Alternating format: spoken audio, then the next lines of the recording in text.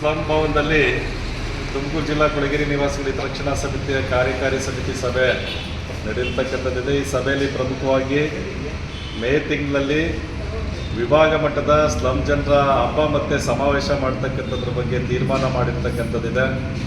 ಇದರಲ್ಲಿ ದಾವಣಗೆರೆ, ಚಿತ್ರದುರ್ಗ, ಬೆಂಗಳೂರು ಮತ್ತು ತುಮಕೂರಿನ ಸ್ಲಂ ಸಂಘಟನೆ ಮತ್ತು ಅದರ ಕಲಾ ಪ್ರಕಾರಗಳು ಭಾಗವಹಿಸ್ತಾ ಇರ್ತಕ್ಕಂಥದ್ದಿದೆ. ಇದರಲ್ಲಿ ನಮ್ಮ ಜಿಲ್ಲಾ ಉಸ್ತುವಾರಿ ಸಚಿವರಾಗಿರ್ತಕ್ಕಂಥ ಡಾಕ್ಟರ್ ಜಿ ಪರಮೇಶ್ವರ್ ಮತ್ತು ಸಹಕಾರ ಸಚಿವರಾಗಿರ್ತಕ್ಕಂಥ KN ರಾಜಣ್ಣವನ್ನು ಸಹ ಆಹ್ವಾನಿಸೋದಕ್ಕೆ ತೀರ್ಮಾನವನ್ನು ಮಾಡಿದ್ದೀವಿ. ಇದ್ರ ಜೊತೆಲಿ ನಮಗೆ ಇವತ್ತು ಏನು ಕೇಂದ್ರ ಮತ್ತು ರಾಜ್ಯ ಸರ್ಕಾರಗಳು ಬೆಲೆ ಏರಿಕೆ ಮಾಡಿ ಬಡಜನ ವಿರೋಧಿ ನೀತಿಯನ್ನು ತಾಂಡಿರ್ತಕ್ಕಂಥದ್ದಿದೆ. ಬಡವರಿಗೆ ಬದುಕಕ್ಕಾಗದಲೇ ಇರ್ತಕ್ಕಂಥ ಒಂದು ವಾತಾವರಣವನ್ನು ದೇಶದಲ್ಲಿ ನಿರ್ಮಾಣ ಮಾಡ್ತಾ ಇದ್ದಾರೆ. ಇತ್ತೀಚೆಗೆ ಪೆಟ್ರೋಲ್ ಮತ್ತು ಡೀಸೆಲ್ ಬೆಲೆ ಏರಿಕೆಯನ್ನು ಜಾಸ್ತಿ ಮಾಡಿದ್ದಾರೆ, ಗ್ಯಾಸ್ ಬೆಲೆ ಏರಿಕೆಯನ್ನು ಜಾಸ್ತಿ ಮಾಡಿದ್ದಾರೆ, ವಸ್ತುಗಳು ಎಣ್ಣೆ ಬೇಳೆಕಾಳುಗಳು ಜಾಸ್ತಿ ಆಗಿದ್ದಾವೆ. ಇದೇ ರೀತಿಯಾಗಿ ರಾಜ್ಯ ಸರ್ಕಾರ ಹಾಲಿನ ದರವನ್ನು ಹೆಚ್ಚಿಗೆ ಮಾಡಿದೆ, ವಿದ್ಯುತ್ ದರವನ್ನು ಹೆಚ್ಚಿಗೆ ಮಾಡಿದೆ.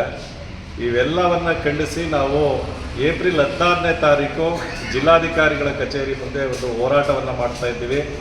ಈ ಹೋರಾಟದಲ್ಲಿ ಪ್ರಮುಖವಾಗಿ ಹೊಸ ಪಡಿತರ ಚೀಟಿಯನ್ನು ಕೊಡಬೇಕು ಅಂತಕ್ಕಂಥ ಒಂದು ಒತ್ತಾಯವನ್ನು ಮಾಡ್ತಾ ಇದ್ದೀವಿ.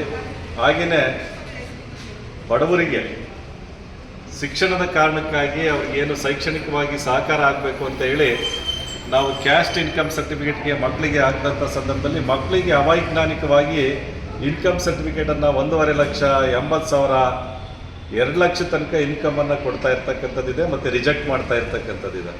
ಇದನ್ನು ಸಹ ಜಿಲ್ಲಾಧಿಕಾರಿಗಳ ಗಮನಕ್ಕೆ ತಂದು ಅದನ್ನು ಸರಿದಾರಿಗೆ ತರಬೇಕು ಅಂತಕ್ಕಂಥ ಒಂದು ಒತ್ತಾಯ ಮಾಡ್ತಾ ಇದ್ದೀವಿ.